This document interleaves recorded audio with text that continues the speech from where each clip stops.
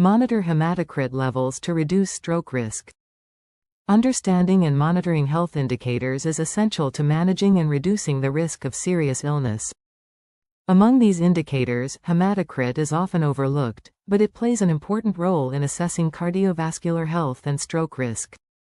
Hematocrit refers to the proportion of red blood cells in the blood, measured as a percentage.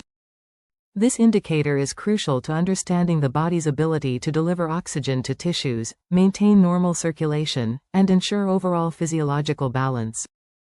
The hematocrit test is part of a complete blood count and can provide valuable insights into many conditions such as anemia, polycythemia, dehydration. More importantly, when it comes to stroke risk, knowing your hematocrit level can serve as an early warning system. An imbalance in hematocrit, whether it is too high or too low, can have serious consequences for your cardiovascular system. This can increase the likelihood of blood clots, heart disease, and most notably, stroke. Importance of hematocrit. The hematocrit is a critical measurement because it directly affects the viscosity, or thickness, of the blood. The normal range for hematocrit varies depending on age, gender, and overall health. For men, normal hematocrit values are typically between 38% and 52%, while for women, the normal range is between 34% and 47%. Deviations from these ranges may indicate an underlying health problem that may require immediate attention. High hematocrit levels. When hematocrit levels exceed the normal range, it means that there is a high concentration of red blood cells in the blood. This condition is called polycythemia. High hematocrit levels can make the blood thicker and more likely to clot, which directly increases the risk of stroke.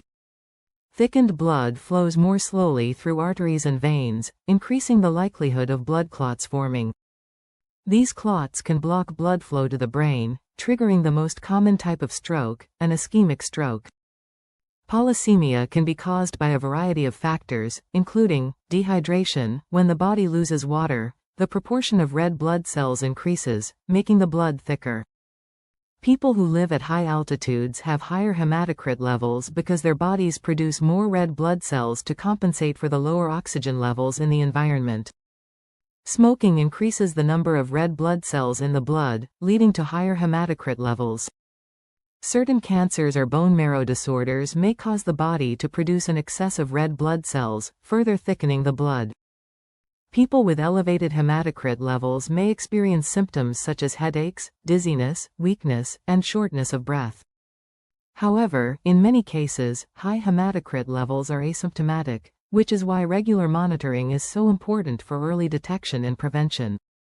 Low hematocrit levels.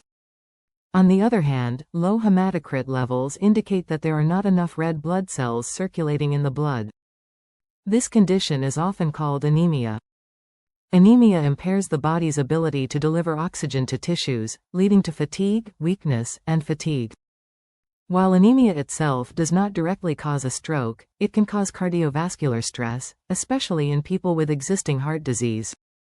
When the heart has to work harder to pump deoxygenated blood, the risk of complications such as heart failure and arrhythmias increases.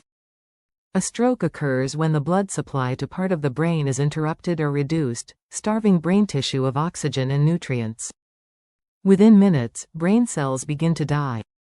Stroke is the leading cause of disability and death worldwide, so prevention and early detection of risk factors such as abnormal hematocrit are public health priorities. There are two main types of stroke. Ischemic stroke. This type of stroke occurs when a blood clot blocks a blood vessel supplying blood to the brain. It accounts for about 85% of all stroke cases. Hematocrit levels are particularly relevant to ischemic strokes because thicker blood is more likely to clot. Hemorrhagic stroke. This type of stroke occurs when a blood vessel in the brain ruptures, causing bleeding in the brain. While hematocrit plays a smaller role in hemorrhagic stroke, blood clotting disorders and problems with blood viscosity may still be potential risk factors. The role of hematocrit in stroke risk. As we have seen, abnormal hematocrit levels, whether too high or too low, can have negative effects on the cardiovascular system. Specifically, high hematocrit levels are associated with an increased risk of ischemic stroke because the blood becomes thicker and more likely to clot. This is especially dangerous for people who already have other risk factors for stroke, such as high blood pressure, diabetes, high cholesterol, or a history of smoking. Blood viscosity is a key factor in stroke risk. As hematocrit levels increase, blood viscosity also increases. Thickened blood cannot flow through arteries and veins as easily, putting extra stress on the heart and increasing the risk of blood clots. These clots can block blood flow to the brain, causing an ischemic stroke. In addition, high blood viscosity can lead to higher blood pressure because the heart has to work harder to pump thicker blood. High blood pressure is one of the most important risk factors for stroke, and the combination of high hematocrit and high blood pressure is particularly dangerous. Elevated hematocrit can also affect arterial health. Thickened blood can damage the endothelium of blood vessels, leading to atherosclerosis, a disease characterized by the accumulation of plaque in the arteries. Atherosclerosis narrows the arteries, making them less flexible, further restricting blood flow and increasing the risk of stroke. If the plaque ruptures, it can form a blood clot that travels to the brain, causing an ischemic stroke. While low hematocrit is not as associated with stroke risk as high hematocrit, it can still have a negative impact on cardiovascular health. Anemia can lead to reduced oxygen delivery to the brain and other vital organs, causing the heart to work harder to compensate. The extra stress on the cardiovascular system can lead to the development of heart disease, which is a significant risk factor for stroke. The above content only represents my personal opinion and is for reference only. Thank you very much for watching and listening.